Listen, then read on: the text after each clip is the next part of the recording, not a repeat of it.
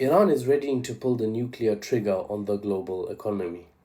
Sound effects. Not the actual nuclear trigger, though, not kind of nuke, more economic kind of nuke. You see, the Iranian parliament voted unanimously today to close the Strait of Hormuz, and oil markets are already in panic mode. Gasoline prices, petrol, diesel prices, all of it could jump several percentage points overnight if anything happens here in the Strait.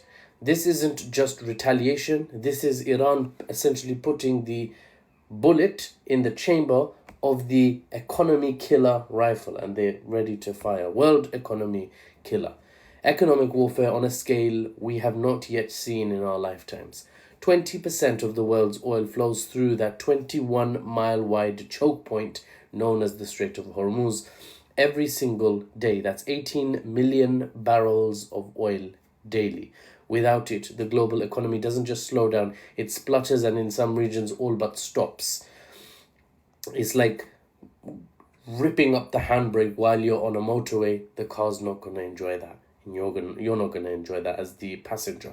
China, India, Europe, Japan all depend on that pipeline, and many other countries and regions have a interconnected knock-on effect if those formerly mentioned regions and countries are devastated economically. Iran knows this and they're weaponizing that potential. But here's the catch. The parliament vote is symbolic, so you can calm down. It's not absolute doom and gloom just yet. The real power lies with Iran's Supreme National Security Council and Ayatollah Khamenei himself. Islamic Revolutionary Guard Commander Ismail Kausari made it clear. He said, quote, Parliament has reached the conclusion that the strait should be closed, but the final decision lies with the Supreme National Security Council, end quote.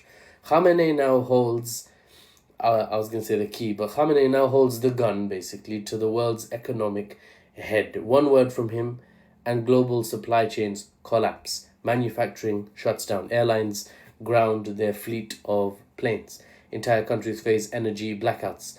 This comes less than 24 hours after America claimed to have obliterated Iran's nuclear facilities, but as evidence has shown so far, and Iran supports it with their narrative and their announcements, the truth is far from what America is claiming.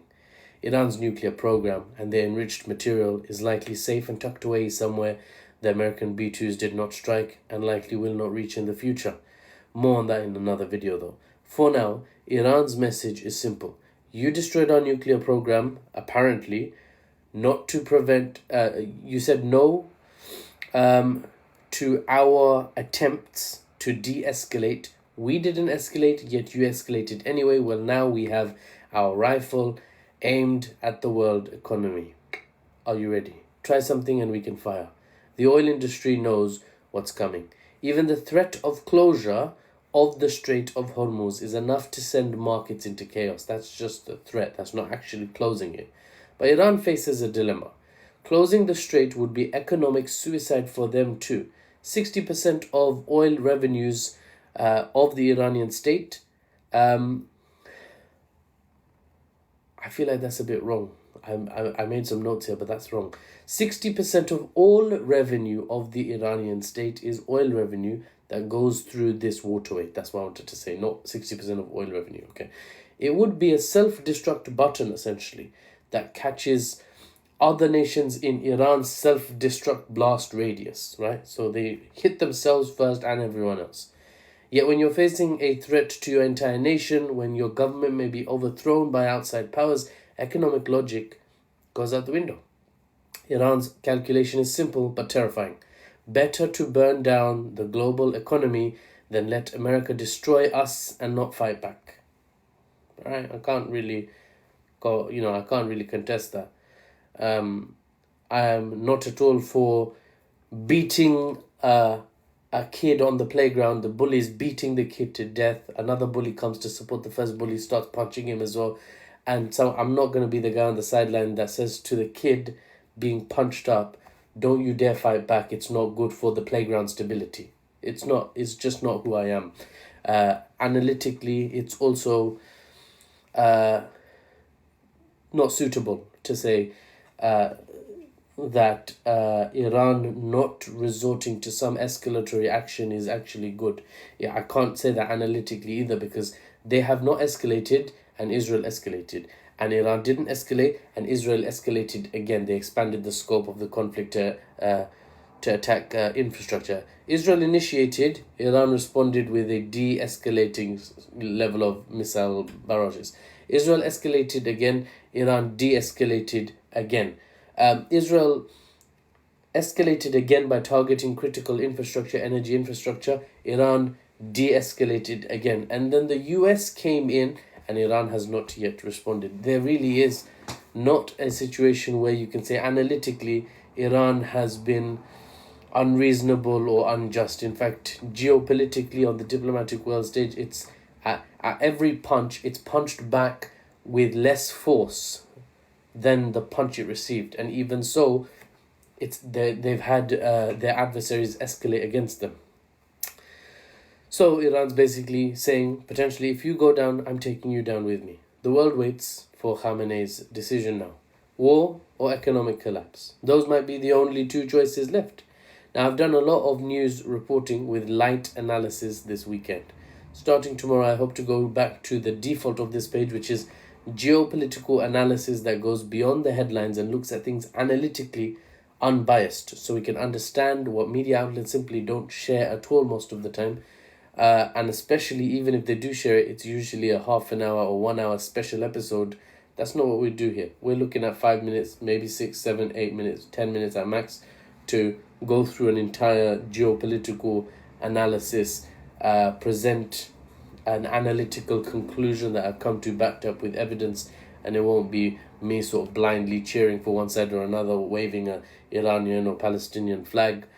You can decide what side you stand on in a conflict after you hear from me the unbiased analytical take, and then you can go and wave the flags.